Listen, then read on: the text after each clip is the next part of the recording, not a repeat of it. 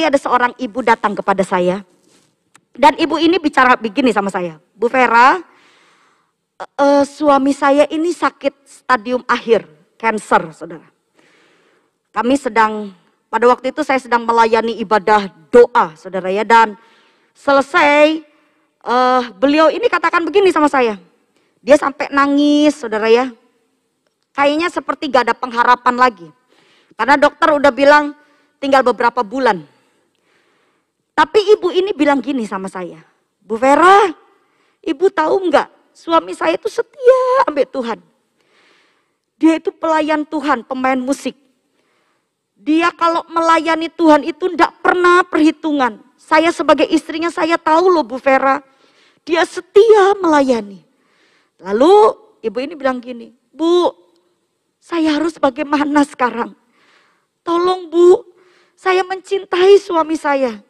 Saya mau suami saya tidak tinggalkan saya. Karena memang kalau saya lihat usianya ya masih cukup muda.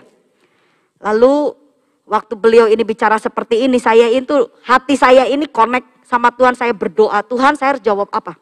Karena kan saya bukan Tuhan juga. Saya kalau bicara kasih jawaban harus minta pimpinan Tuhan. Lalu saudara, Tuhan kasih hikmat kepada saya. Saya pegang tangan ibu ini dan saya bilang gini, Bu, suami ibu kan dekat sama Tuhan ya. Sungguh-sungguh dengan Tuhan. Percayalah Bu, orang yang melekat kepada Tuhan, itu hidup matinya itu ada di dalam genggaman tangan Tuhan. Tuhan yang atur. Bu, kalau Tuhan mau suami ibu hidup, meskipun dokter menyatakan bahwa penyakit ini ganas. Penyakit ini hanya akan membawa suami ibu hidup tinggal beberapa waktu lagi. Tapi saya mau bilang sama ibu, kalau Tuhan mau suami ibu hidup, maka Tuhan punya banyak cara. Dan Tuhan tidak kekurangan cara untuk melakukan mujizat pada kesembuhan suami ibu. Dia bilang, amin, amin Bu Vera. Gitu-gitu ya. Lalu saya bilang lagi, tapi Bu, saya juga harus bicara sama ibu. Suami ibu milik Tuhan. Kalau Tuhan mau melalui penyakit ini, suami ibu pulang. Karena mungkin Tuhan lihat, sudah selesai masa hidupnya. Tuhan juga tahu, kalau mungkin diperpanjang usianya akan begitu banyak sekali hal yang akan dia hadapi. Dan dia nggak akan mungkin kuat imannya. Hanya Tuhan yang tahu Bu. Meskipun ibu kan masih muda, tapi Bu, Tuhan yang ngerti. Tuhan tahu apa yang terbaik untuk anak-anaknya. Saudara, saya bilang, saya tahu ibu ini mulai menangis dan saya peluk dia. Itu waktu sebelum pandemi, saudara ya. Lalu saya berkata sama ibu ini, Bu, kalau Tuhan suruh suami ibu pulang, ibu mau punya uang miliaran, ibu mau panggil dokter secanggih apapun, ibu cari dokter di seluruh dunia ini, ibu obati suami ibu. Kalau kata Tuhan, pulang Mona. Karena suami ibu milik Tuhan. Saya bilang, jangankan suami kita juga milik Tuhan Bu. Kalau Tuhan katakan pulang, tidak akan ada yang bisa menghalangi. Kenapa? Karena Tuhan cinta. Tuhan tahu apa yang terbaik. Jadi saudara, hari ini saya ingin mengajak saudara, buka hati saudara.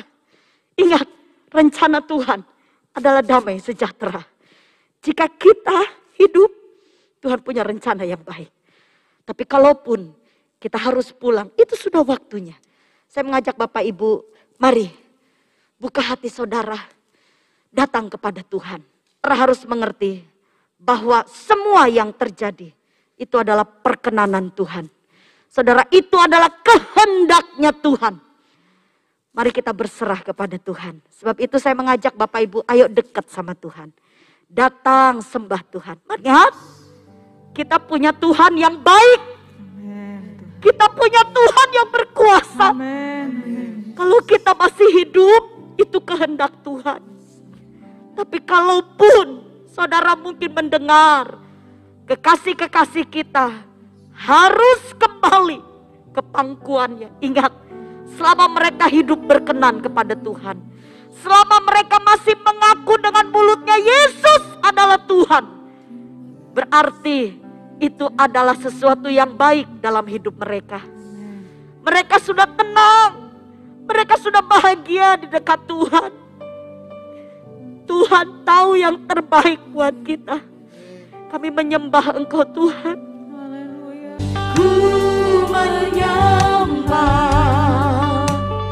dalam kudus hadirat-Mu,